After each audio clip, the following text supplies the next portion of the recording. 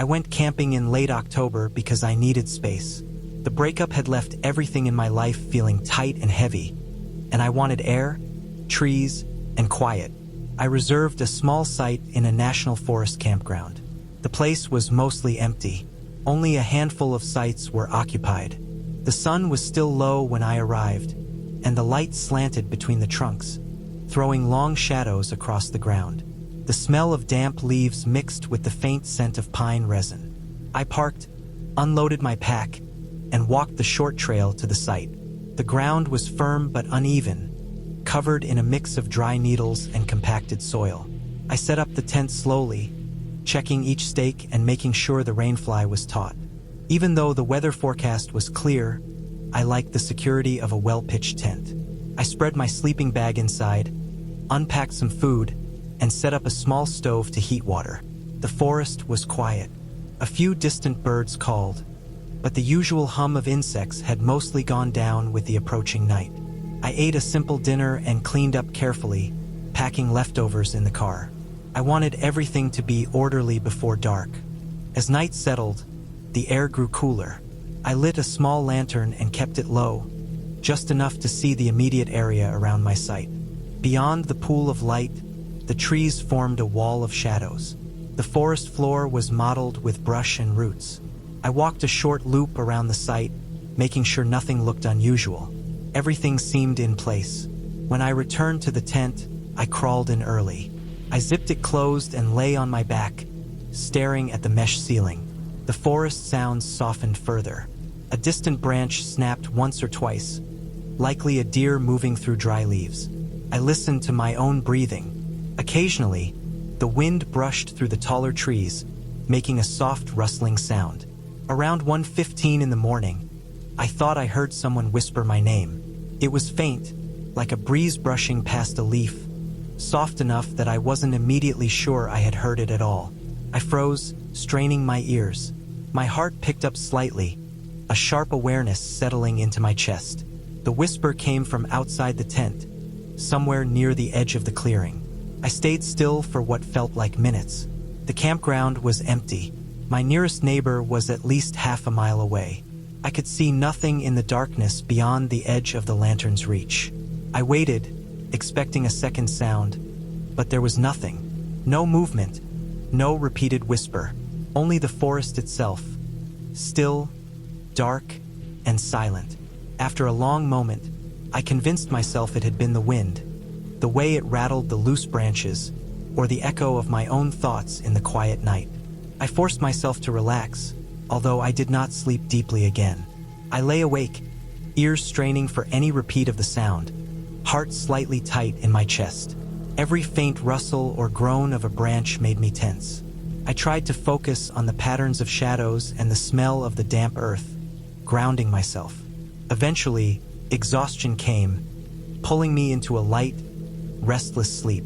Morning arrived slowly, pale and gray. Light filtered through the trees, painting the forest floor in muted patterns. I packed everything with care, moving quickly but deliberately. When I stepped outside to fold the tent and stow the sleeping bag, I noticed something immediately. The soil around my tent was marked with footprints. They were not mine.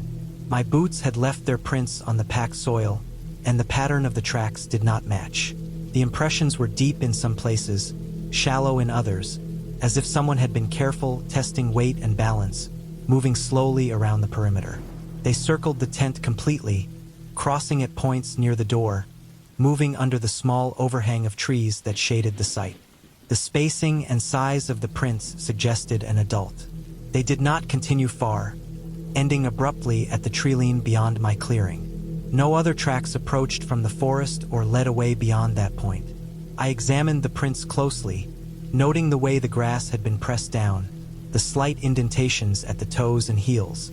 There were no scuffs, no drag marks, no broken branches that would suggest running or hiding. Whoever had walked here had been careful, deliberate in a way that left no clue beyond these prints.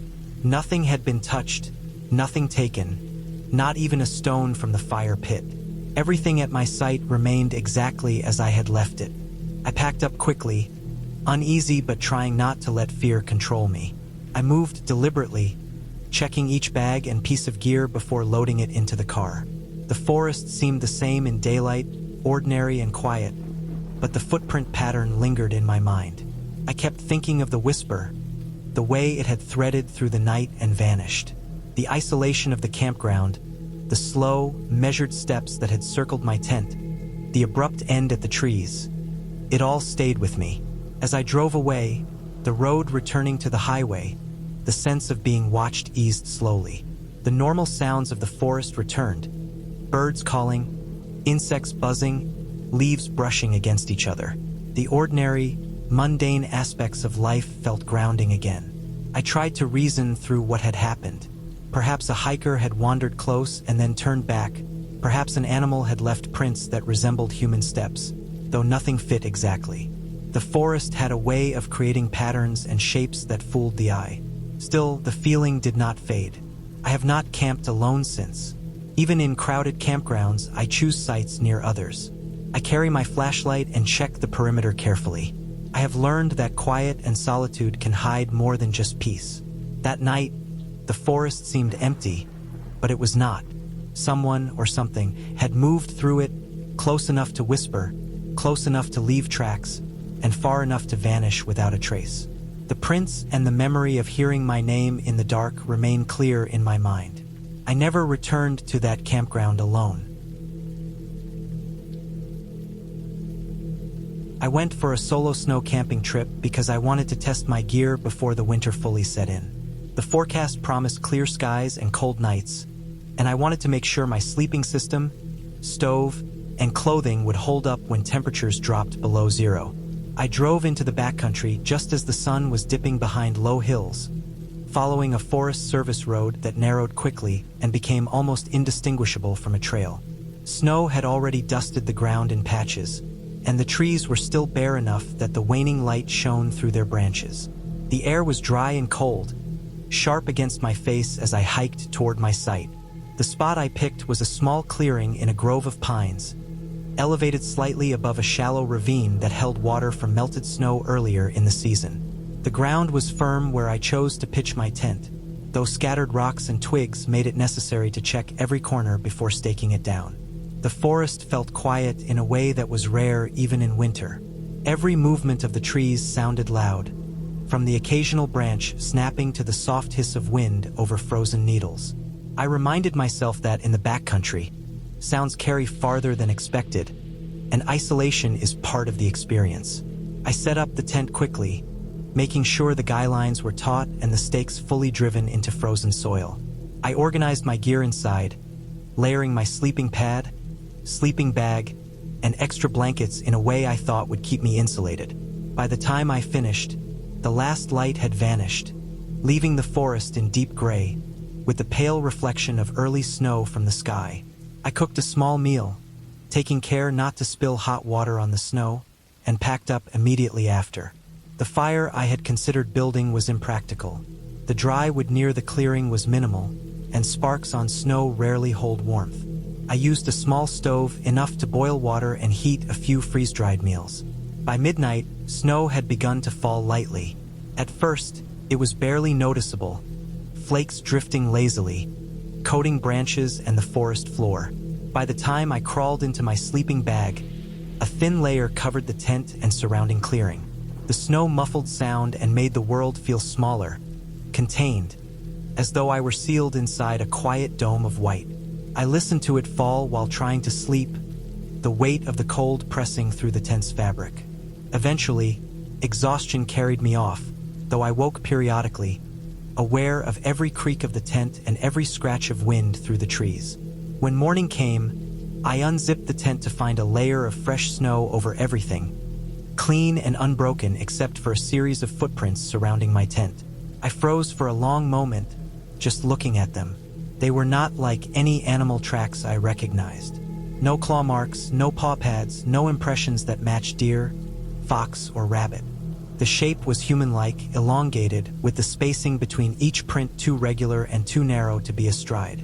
They looped around the tent in no discernible pattern beyond the general sense of circling. They didn't lead away, at least not beyond the immediate clearing. I traced them with my eyes, noting that each circle seemed deliberate, almost careful, as if someone had paced the perimeter of the tent all night.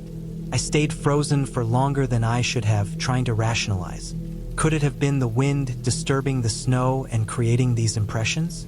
Could I be misreading my own footprints from when I set up camp? But no, the marks were different, clean and precise, not the haphazard results of moving around the clearing. Nothing in my memory matched their formation. My stomach tightened as I packed, shaking slightly with the cold and a creeping unease.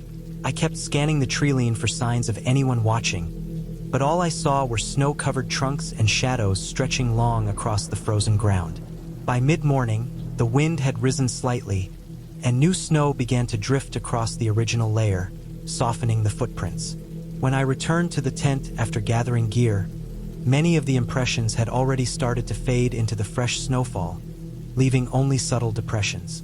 I pressed my hand to one, confirming the depth and regularity, and felt the sharp contrast between the disturbed and undisturbed snow. I packed everything with care, double-checking stakes and guy lines before rolling up the tent. Even the process of preparing my backpack felt slower, weighed down by the awareness of the tracks and the deliberate manner in which they had been placed. As I walked back to the trailhead, the forest seemed different than when I had arrived.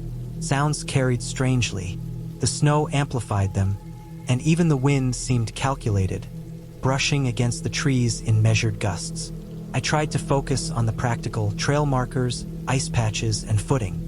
I reminded myself I had tested the sleeping system and the stove, that the gear had functioned perfectly, and that the trip had achieved its purpose. Yet, the image of the prints circling my tent lingered, pressing at the edges of my memory. I arrived at my car mid-afternoon, snow falling lightly again, thin and clean. The interior smelled faintly of wet fabric and pine from the trip. I sat for a long moment, letting the heat from the engine warm my fingers and face. The tracks stayed with me in my mind, in a way no rational explanation could fully remove. They had not led anywhere.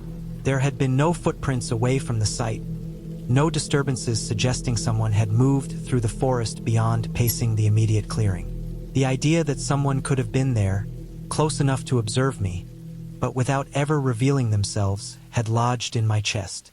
Weeks later, I thought about the trip again, trying to make sense of the unease. I considered snowshoers, backcountry hikers, even search and rescue training exercises. None fit the precise, looping pattern, the fact that the spacing matched a deliberate rhythm rather than a natural stride. The forest had no evidence of passage.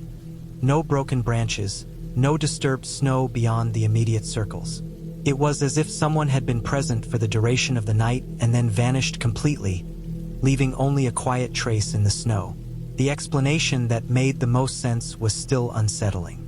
Someone had moved through the clearing at night, watching without making a sound, pacing deliberately to remain unnoticed, and leaving the tracks without stepping too far from the tent.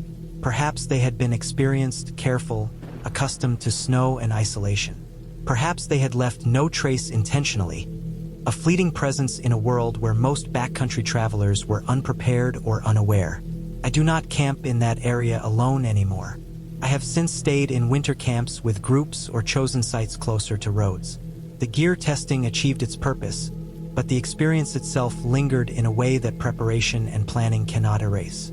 The careful pacing, the deliberate spacing of the footprints, and the complete absence of a path away from my tent remain vivid in my memory, a reminder that even in isolation, humans are rarely truly alone. I went camping in Shenandoah National Park in the summer of 2018 because I needed a weekend away from work. The office had become a constant hum of emails, calls, and deadlines, and the thought of stretching out in the woods alone, away from schedules, lights, and walls, felt necessary. I had spent weeks looking over old topographic maps and trail guides, trying to find a route that was lightly used, one that might feel private. I found a section of trail that disappeared from modern maps, a faint dotted line winding through dense forest and occasional clearings. The trailhead was accessible by a short walk from a small gravel parking area, and according to my research, it hadn't been maintained regularly for years. Felt like exactly what I needed. I arrived late morning, carrying a pack filled with the bare essentials: tent, sleeping bag, stove, water, firewood, and a few books. The air was humid and heavy, the smell of pine needles, wet soil, and summer growth pressing around me. The parking lot was quiet, only a single other car parked near the trail I hadn't chosen. I didn't see anyone else heading in my direction, which suited me fine. The first part of the hike followed the marked trail, shaded by tall oaks and maples, then gradually narrowed into uneven footing with roots and loose soil. The path became less clear as I followed the line on my map, ducking under low-hanging branches and stepping over fallen logs. By mid-afternoon, I found a small clearing near a bend in the trail, surrounded by thick woods but level enough to pitch my tent. It was far enough from any road that I felt entirely alone. I set up the tent and gathered dry wood from a nearby pile, careful to pick pieces that would burn steadily through the night. I arranged them in a neat stack and cleared a small area for the fire, the dirt soft but firm under my boots. Once the camp was ready, I started a small fire and sat back, letting the warmth touch my skin. The air held the constant chorus of summer insects, occasional bird calls, and the rustle of leaves in a gentle breeze. I pulled a book from my pack and settled in, reading until the light began to fade and the fire became the main source of illumination. Shadows from the trees shifted and stretched across the clearing, the tall trunks looking more massive as darkness fell.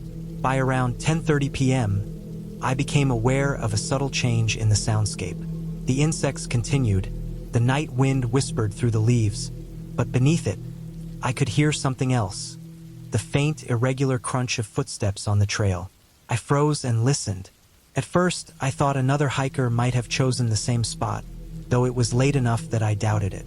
I didn't hear a voice, only the soft, uneven pressure of boots against dirt, twigs snapping underfoot. The trail itself was narrow, and the sounds seemed distant but consistent, moving past the clearing rather than toward it. I called out, just a brief acknowledgement of presence, expecting someone to respond, but no one did. The sound continued, not stopping but circling around the clearing. I stood slowly, flashlight in hand, and swept the beam along the trail and into the surrounding trees. Shadows twisted and shifted, leaves glimmering in the light, but there was no figure, no one moving visibly. The steps pressed on, circling the camp with quiet persistence. I crouched low, shining the light toward the faint impressions left in the dirt. The soil was soft from recent rain, and faint footprints marked the edge of the clearing, small and careful, pressed lightly, leaving no deep impression. They didn't look like any animal I recognized. Too evenly spaced for a deer, too narrow for a bear. The air smelled the same as before, damp dirt and pine, with no hint of smoke or food that might attract a stranger. I stayed by the fire for hours, adding logs in careful rotations to maintain a line of light and heat, listening to the footsteps continue, never approaching the tent but never leaving either. Each time I looked toward the trail, the forest seemed empty, though the impressions in the dirt indicated movement. My heart rate stayed elevated, a constant thrum, my mind turning over every explanation. A nocturnal hiker, a lost jogger, someone passing through. Nothing felt certain. I did not attempt to follow the trail. The idea of leaving the light and camp unattended felt foolish. At some point, fatigue overpowered the tension. I laid in the tent, unzipped just enough to hear, keeping the flashlight close. By 2 a.m., the trail went silent. The crunching stopped completely. The woods returned to their normal nocturnal hum. I did not sleep easily. Every shift in the leaves, every distant snap, made me tense. Morning arrived with a pale sun filtering through the trees, mist hovering over the ground in thin sheets. I unzipped the tent and stepped out. The fire had burned low, leaving embers smoldering in a neat circle. When I looked around, the stack of firewood I had arranged the night before was scattered. Not randomly, but in small clusters and lines that didn't make sense. Pieces were set near the edges of the clearing, others closer to the trees, almost like markers. I studied them for patterns, but nothing formed clearly. I packed quickly, unease pressing on me, and hiked back to the parking area. The car sat exactly where I left it, no other footprints in the dirt beyond the faint ones I had noticed, No signs of recent traffic along the trail. The sun climbed higher, and the forest felt ordinary again, normal in the way it always did in daylight, masking every oddity from the night. I drove home slowly, thinking about the impressions and the firewood, how the movements had been deliberate yet left no trace beyond what the dirt would hold. There was no one else in the clearing, but someone or something had been present, careful enough not to be seen. It made sense only in the simplest terms. A person moving silently, skilled at leaving minimal impact, someone passing through the rarely used sections of the park. That explanation satisfied me enough to continue my life, though I have never returned to that trail. I tell myself it was nothing more than a transient hiker, perhaps someone surveying old routes, careful, quiet, patient. The memory of circling steps, the subtle shift of firewood, and the hollow quiet of the night in the Shenandoah woods remains, sharp against the ordinary beauty of the park in daylight, a reminder that sometimes solitude carries its own uninvited company. I rented a small cabin in the Upper Peninsula of Michigan for a weekend in January 2012, planning to write and escape the city for a few days. The roads were narrow and snow-packed, and my car's tires crunched over the frost as I approached. The owner had warned me that the cabin was old, and that the road might not be cleared for weeks if another storm hit. He also said that no one had been there for months, which was exactly what I wanted.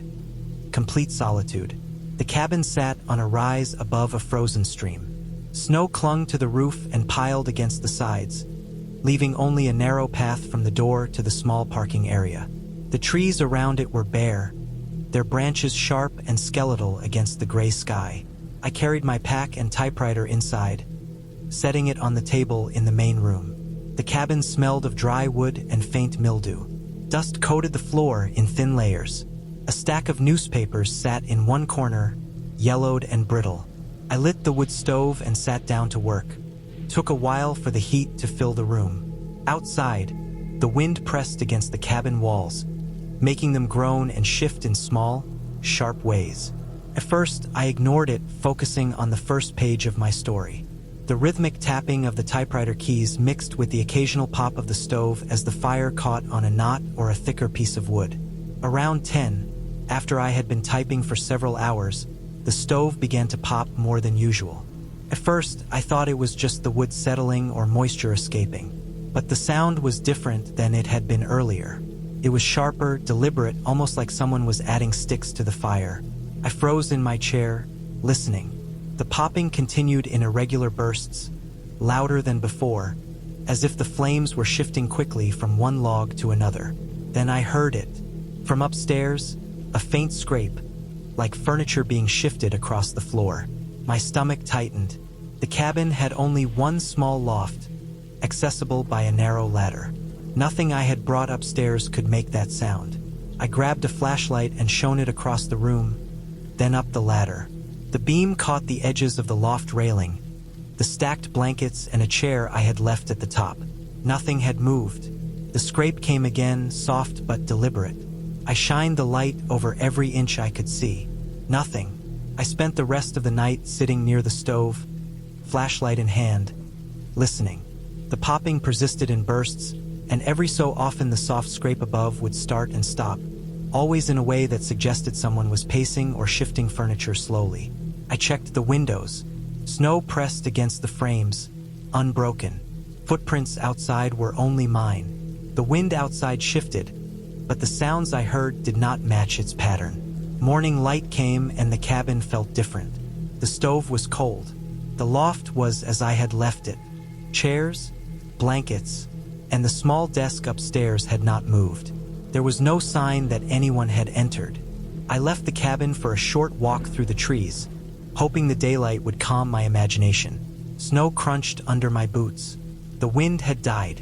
Bird tracks crisscrossed the ground, none leading toward the cabin. Everything appeared normal. That night, I lit the stove again and prepared for bed. The fire burned well at first. Then, around the same hour as the night before, the popping returned. This time, I paid closer attention. It was rhythmic, distinct, and sounded closer to the front of the stove, like someone had struck a small log with a stick. Almost simultaneously, the the scrape upstairs returned. I froze and listened, traveled across the loft, slow, methodical. I got up and checked each room. The loft ladder was still in place. I climbed it carefully, flashlight sweeping every corner.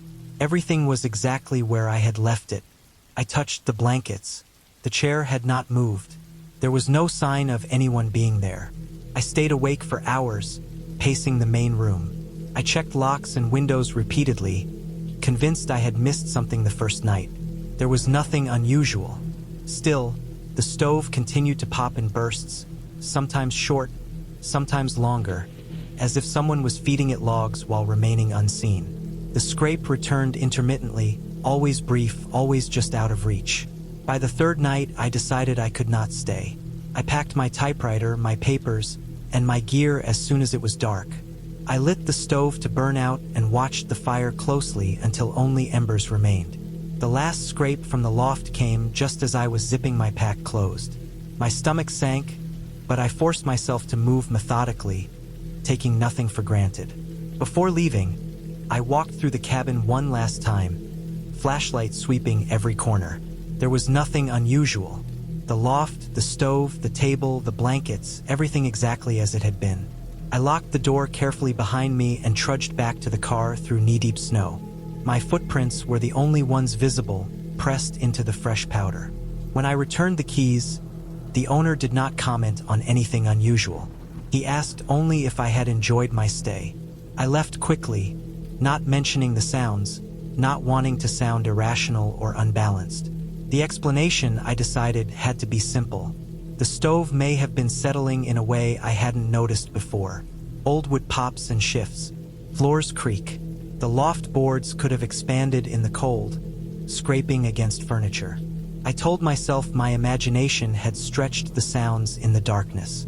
Driving away, I replayed each moment, each noise. The logical explanations fit, but the unease did not vanish. The cabin had been empty, but the sounds had felt deliberate, timed, aware of me. I never stayed alone in that cabin again. I returned only to other rental properties in busier areas where someone could walk past, or where cell service existed. I never left my belongings unattended in a place like that, never ignored the feeling that a building, no matter how empty, can hold a presence shaped by its structure, its age, and the way silence gathers in corners. The weekend had been productive in writing, yes, but it left a mark I could not ignore. A small, steady wariness that I carry whenever I approach an empty, isolated space. I went camping alone in the North Cascades of Washington in late August 2019. I had spent months staring at the map, looking for a quiet section of trail that was seldom used, somewhere I could disappear for a weekend without seeing anyone else. Work had been unrelenting that summer, and I needed the solitude more than anything else. The trailhead was a narrow dirt road that climbed steeply from the highway and ended at a small clearing. I arrived just before noon, carrying my pack filled with the essentials. Tent, sleeping bag, stove, water, and a stack of books I didn't expect to read all of. The parking area was empty except for one other car, and the driver had already left. The forest was silent except for the wind through the trees, the branches scraping against one another, and the occasional bird call. The hike in was long but manageable. The trail narrowed quickly, twisting between towering firs and cedars. The undergrowth pressed close, ferns brushing my legs, moss covering every fallen log and rock.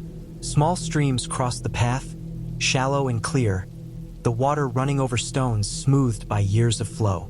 The trail was not maintained. Roots rose like ribs across the dirt, and stones shifted under my boots. I kept my pace slow, enjoying the way the forest enclosed me, the way the sunlight broke in thin streams between the leaves. By mid-afternoon, I found a clearing that would serve as my camp. It was a flat patch of ground, surrounded on all sides by dense trees, but open enough to set up a fire and a tent. The ground was soft from recent rains, and the air smelled rich with pine and wet earth. I set up the tent first, taking care to secure it firmly. I gathered dry wood from a pile nearby, testing each piece for weight and dryness.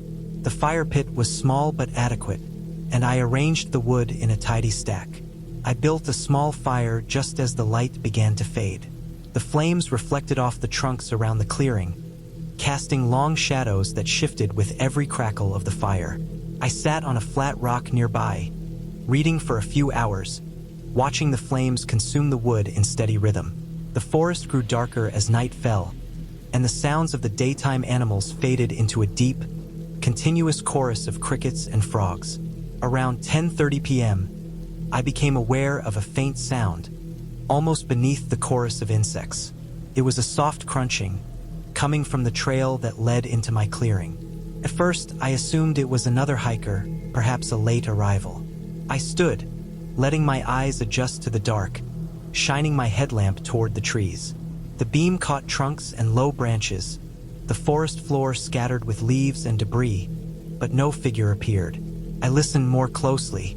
The crunching continued, slow and uneven, circling my camp. The sound wasn't moving straight toward me, nor away.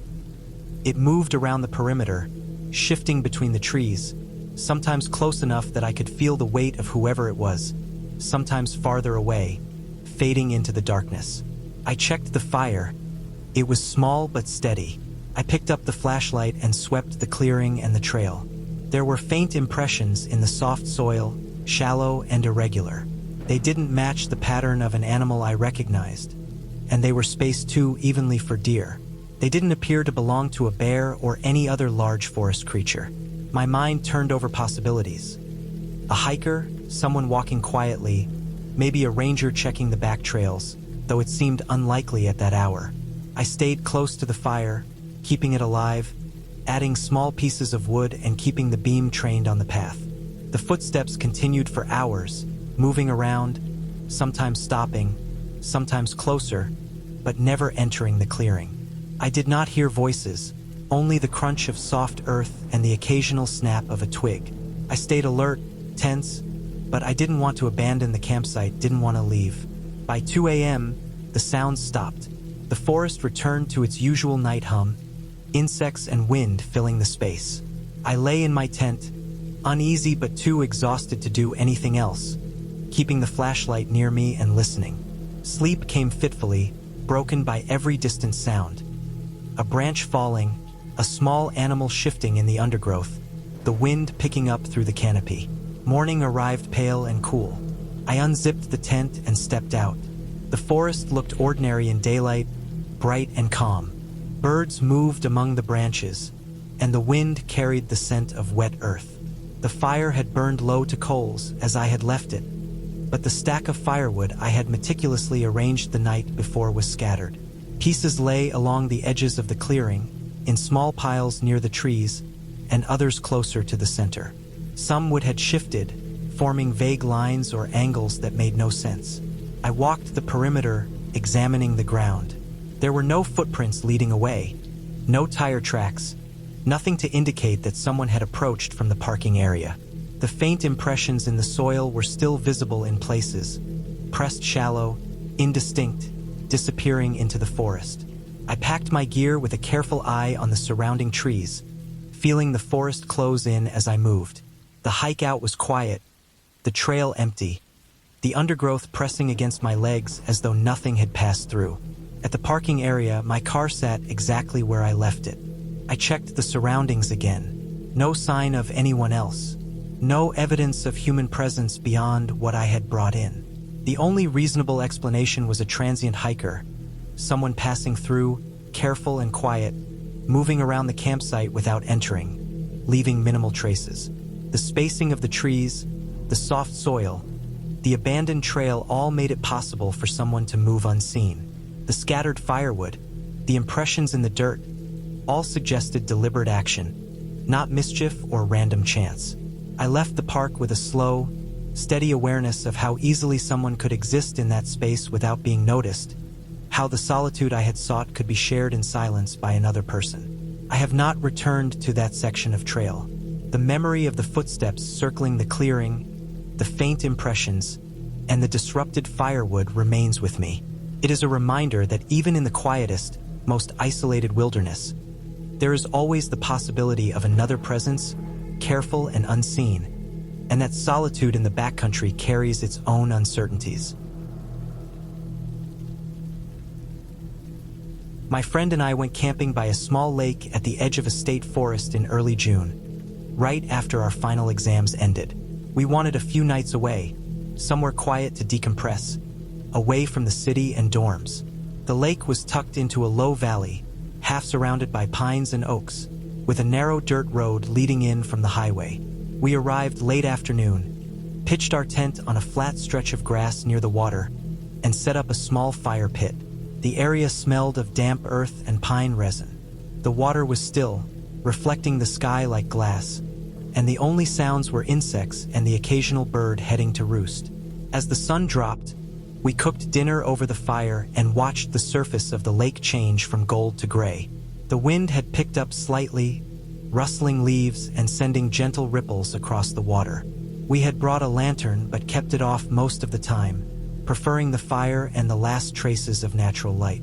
Around 9 p.m., while sitting on logs near the fire, my friend pointed out a figure across the lake. At first, I thought it was someone walking along a hiking trail, another camper moving between sites. But the park had officially closed the night before, and the main campground was at least a mile away through thick woods. The figure moved along the tree line, slow and deliberate. From a distance, it seemed normal, a person in casual clothes, but the way he walked was odd. He stayed near the trees, never approaching the lake or the open field in front of him. He moved in small loops, doubling back, crossing the same area repeatedly. I picked up my binoculars and studied him. He was alone, and though he occasionally paused, he never looked around, never seemed aware of us. My friend and I whispered about it, trying to rationalize. Maybe he had slipped in through a side entrance. Maybe he was lost. But the park had gates, and no one else was supposed to be inside. Still, we assumed it was someone with a tent somewhere out of sight, wandering.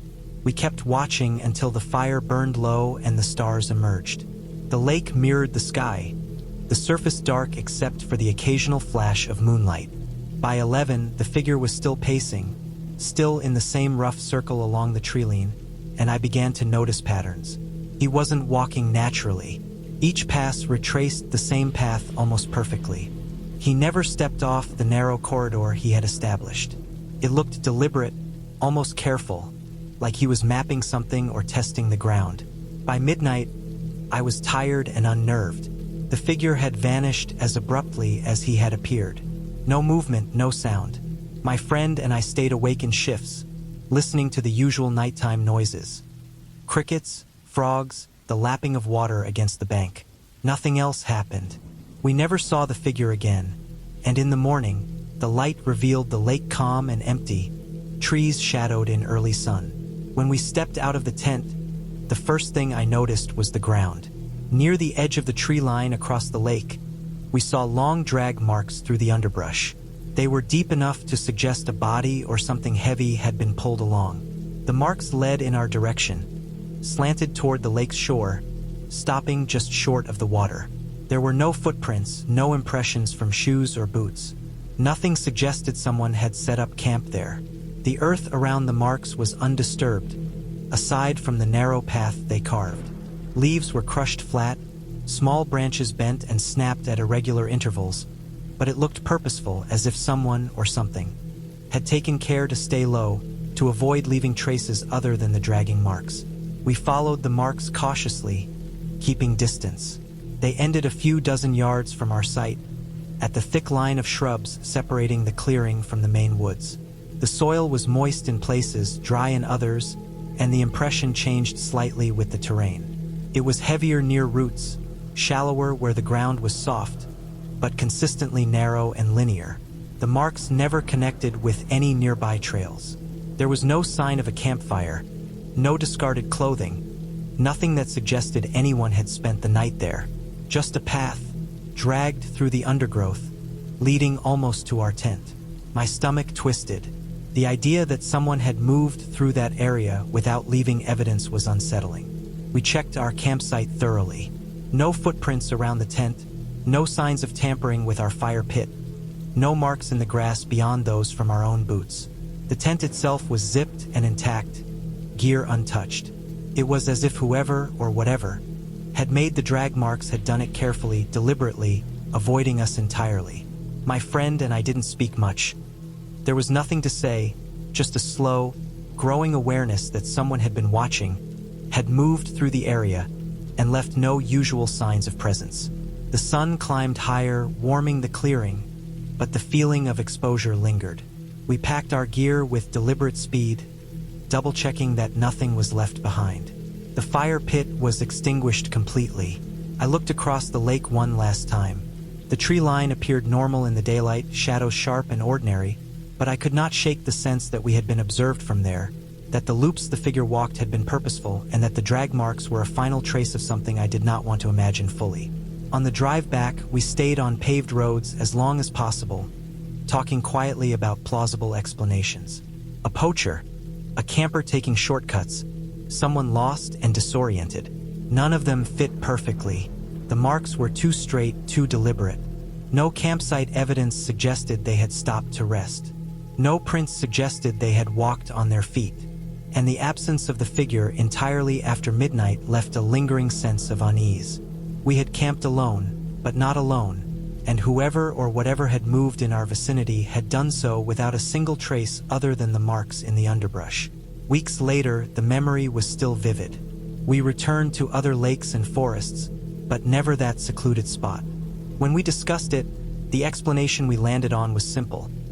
Someone had been passing through deliberately, using the darkness and the tree cover to stay hidden, watching without intent to interact. They had left the drag marks either accidentally or as a way of moving equipment or supplies. Nothing supernatural, nothing unexplainable, but the human presence, precise and untraceable, was enough. It reminded me that isolation is fragile, that even in a quiet place where rules suggest we are alone, someone else can move through, unseen, and leave traces that linger far longer than the brief encounter.